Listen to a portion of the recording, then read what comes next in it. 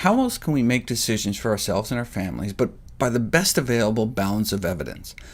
The latest meta-analysis, pooling data from more than a dozen studies involving more than 300,000 people, indicates that there's a dose-dependent association between egg consumption and the risk of cardiovascular disease and diabetes.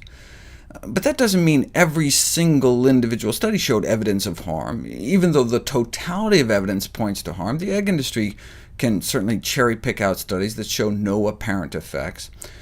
If eggs are harmful, though, why don't all studies on heart disease and egg consumption show significant harm? It may have to do with Rose's concept of a sick population.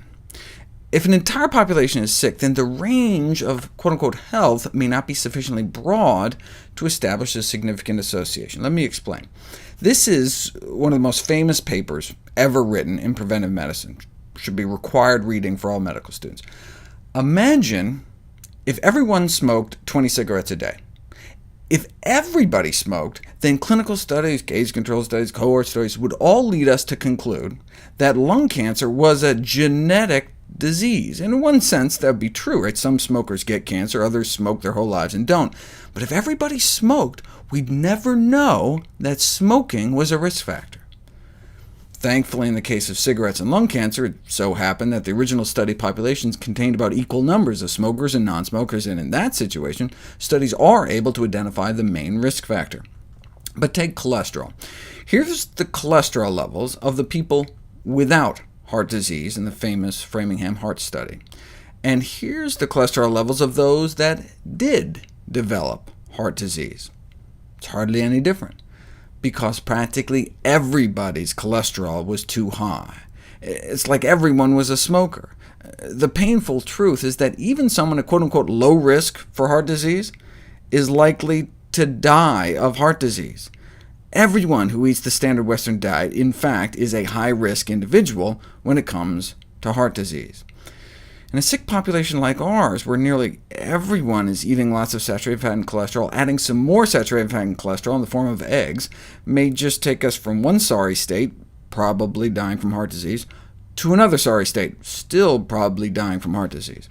So when the federal guidelines say we need to really restrict dietary cholesterol, especially if we're at high risk for heart disease, we need to realize that nearly all Americans that live past middle age are at high risk of dying from heart disease. It's our #1 cause of death. A 20-year-old man might feel it's safe to smoke and eat egg yolks because his heart attack is 45 or so years in the future, but why would he want to accelerate the progression of the atherosclerotic plaque to bring it on sooner? Right? Stopping egg yolks after a heart attack would be like quitting smoking after lung cancer is diagnosed. There may in fact be a plateau of risk for smoking too. Whether we smoke for 25 years or 35 years, our risk of lung cancer may be about the same. Really high, but about the same.